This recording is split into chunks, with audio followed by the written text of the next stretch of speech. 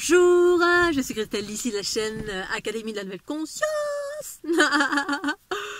Alors, une petite vidéo pour parler de la méditation ou de la respiration pour celles et ceux qui n'ont pas encore commencé, pour qui c'est un peu difficile, qui trouvent une multitude de raisons, de justifications pour ne pas aller dans ces exercices du quotidien ou dans cette pratique. Et donc j'avais envie de faire une petite vidéo parce que j'ai une amie qui récemment me dit, moi j'ai essayé une fois de faire de la sophro, on a fermé les yeux, on s'est mis à respirer, puis au bout de 5 minutes j'en pouvais plus. Pour moi je perdais mon temps et j'avais envie de partir en me disant ça sert à rien ce truc là, mes pensées partaient dans tous les sens, en gros ça me déstressait pas. Au bout de 5 minutes ou 10 minutes, une toute première fois de pratique méditative à travers entre guillemets la respiration ou la méditation qui peut être un centrage mais accompagné de la respiration. Et donc je voulais vous partager ma conscience et mes expériences à ce sujet en qualité de personne qui est relativement hyper active. Donc de rester en place, de rester comme ça statique, effectivement pour moi au début ça a été aussi un peu compliqué, mais je m'y suis attelée puisqu'en fait c'était dans une pratique de purification du corps qui durait 21 jours. Et ça j'avais 33 ans.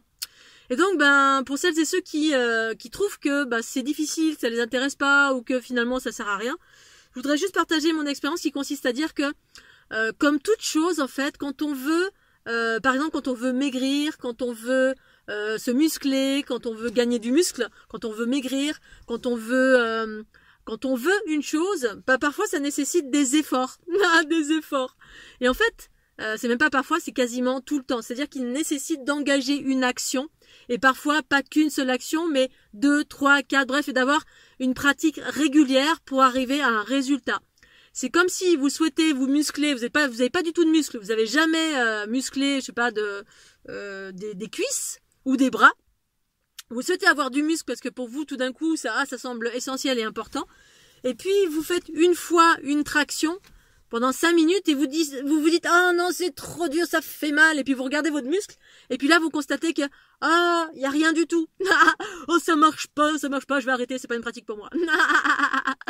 Eh bien, la méditation et la respiration, pour obtenir des résultats, eh bien, c'est la même chose. C'est-à-dire que c'est une pratique, c'est un exercice, c'est une gymnastique qu'on doit appliquer au quotidien jusqu'à obtenir des résultats au terme de, je sais pas, une semaine, 15 jours, un mois. Moi, j'aurais tendance à dire, plusieurs années, parfois.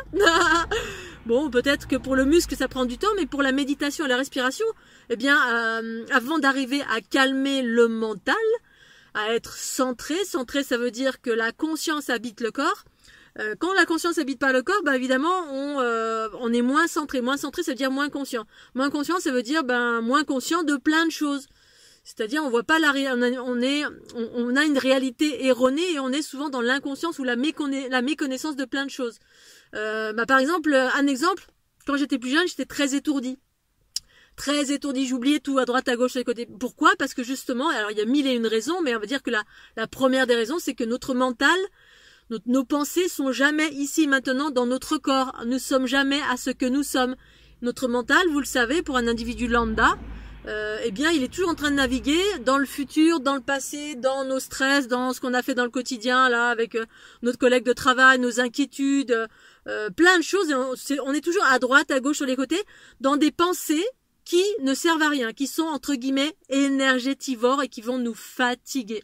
Ça nous fatigue, fatigue dans le sens où ça va être des choses qui vont être angoissantes, ou ça va être dans tous les sens et on va pas être à ce qu'on fait. Par exemple, si on est en train de manger, eh bien, on va pas être en train de savourer ce que l'on est en train de manger, c'est-à-dire être mangé en conscience.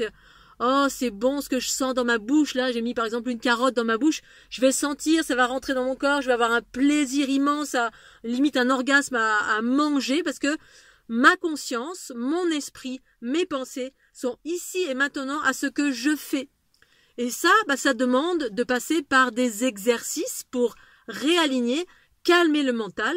Et ça demande une gymnastique du quotidien. Et oui, ça passe par une pratique.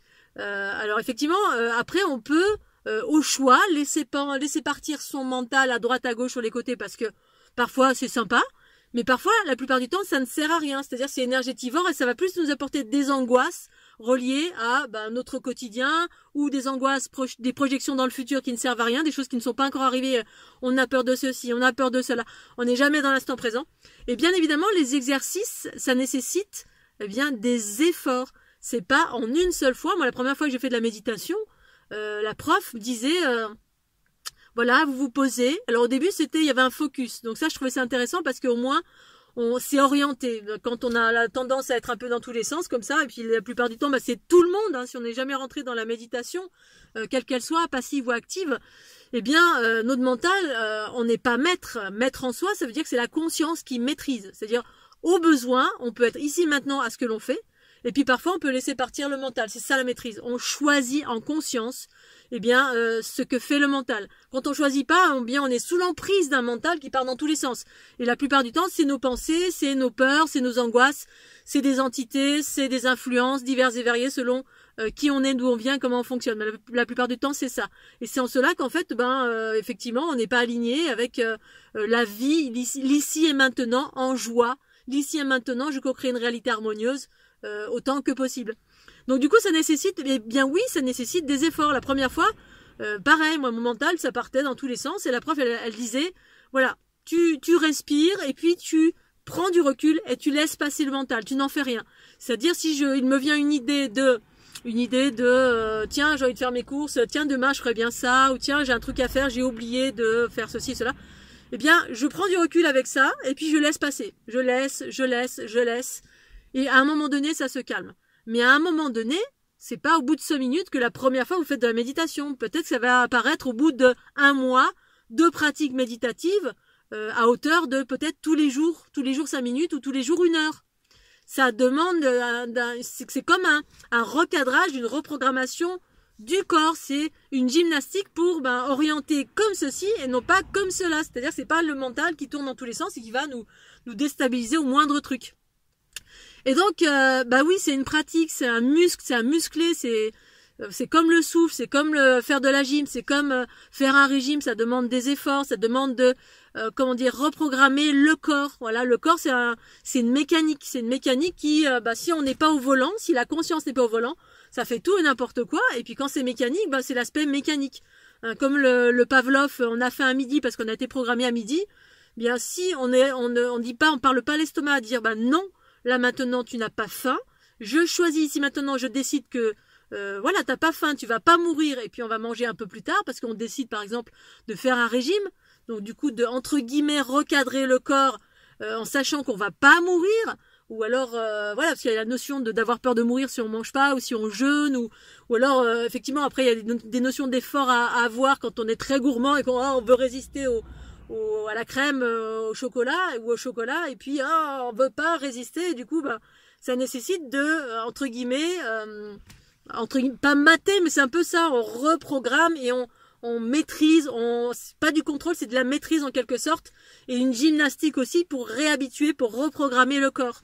Tout n'est qu'une question de reprogrammation. Alors c'est juste un mot qui est dans l'air du temps, mais c'est un peu ça, parce qu'effectivement la reprogrammation, c'est quelque chose qui existe à travers la fleur de l'unité, parce que là, c'est des informations qu'on envoie sur le corps, et effectivement ça reprogramme. Mais ça va en parallèle aussi t'as un travail sur soi, c'est comme si on prenait un médicament miracle et on se dit, oh là là, avec ce médicament, ça va tout régler.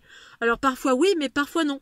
On n'en est pas encore à avoir une technologie qui règle tout, un jour peut-être, parce que voilà, il y a la médecine allopathique et holistique, et pour moi, je suis dans les deux, dans ces deux, on va dire, je suis ni pour ni contre, je suis pour les deux, mais pour autant, je suis quelqu'un qui a beaucoup travaillé pour moi. C'est vrai que de faire des efforts, j'ai l'habitude pour beaucoup de choses, pour réorienter ma vie, pour perdre du poids, pour garder de l'énergie, pour garder la forme, parce que j'aime ça, pour la méditation. La force est de constater que je pratiquais plus, puis avec les derniers événements qui me sont arrivés cet été, je m'y suis remise, c'est reprendre une base. Et effectivement, ça nécessite de se poser et d'avoir une pratique du quotidien, comme de se laver tous les jours, comme de brosser les dents. Si on a des dents pleines de caries ou qu'on a du tartre et qu'on se brosse pas les dents, c'est pas un truc magique. On n'est pas encore arrivé à se régénérer tout de suite et être tout parfait comme il faut. Un jour, ça viendra peut-être, mais c'est pas encore le cas. Donc, je voulais juste vous parler de ceci, parce qu'effectivement, ça nécessite d'aller dans une pratique du quotidien au même titre que de travailler sur ses pensées, paroles et actions. D'arriver à être un être bienveillant, ça se fait pas comme ça se fait par un réalignement et une fusion de la conscience dans le corps, mais c'est un travail de chaque instant de transmuter, transformer les bobos, regarder, s'observer, méditer, avoir une pratique quelle qu'elle soit, même plusieurs pratiques, de surveiller ses paroles, ses pensées, paroles et actions, d'être autant que possible bienveillant dans la justesse et dans l'équilibre de soi. Voilà. Donc tout ça, c'est effectivement le travail d'unité, de joie et d'amour et de bonheur du quotidien. Ça s'acquiert en quelque sorte. C'est comme un sportif de haut niveau. J'étais une sportive de haut niveau, ça s'est pas fait comme ça dans un claquement de doigts. J'ai dû faire du footing beaucoup, skier beaucoup, m'entraîner, avoir une rigueur dans le corps et dans la conscience, de méditation également. À 16 ans, moi j'étais dans la concentration déjà au niveau de la visualisation et concentration des parcours. À 15, 16 ans, 17 ans, j'étais en espoir équipe de France. Donc je sais ce que c'est tout ça. Pour autant, ça amène à de la légèreté, à de la joie, et après, à un moment donné, on peut se lâcher en différentes circonstances, parce que on acquiert quand même quelque chose. Après, ça se consolide dans une certaine mesure, tout en restant vigilant quand même dans notre quotidien, quand on est en empathie particulièrement. Justement, quand on absorbe, il est nécessaire à chaque fois d'avoir une vigilance, on va dire une pratique dans le quotidien à tous les niveaux, dans nos pensées, paroles, actions et pratiques méditatives ou pratiques de yoga ou de sport ou de quelque chose qui nous emmène vers l'équilibre de notre être. Voilà Scooby-Doo. Eh bien, je vous fais des gros bisous, j'espère que vous allez tous bien. Moi, j'ai la méga patate. J'ai été aujourd'hui faire de la randonnée Podfox, c'était super, c'était un temps magnifique. Voilou, et je vous fais plein de bisous. J'espère que vous allez bien, puis à très bientôt. Tchuss.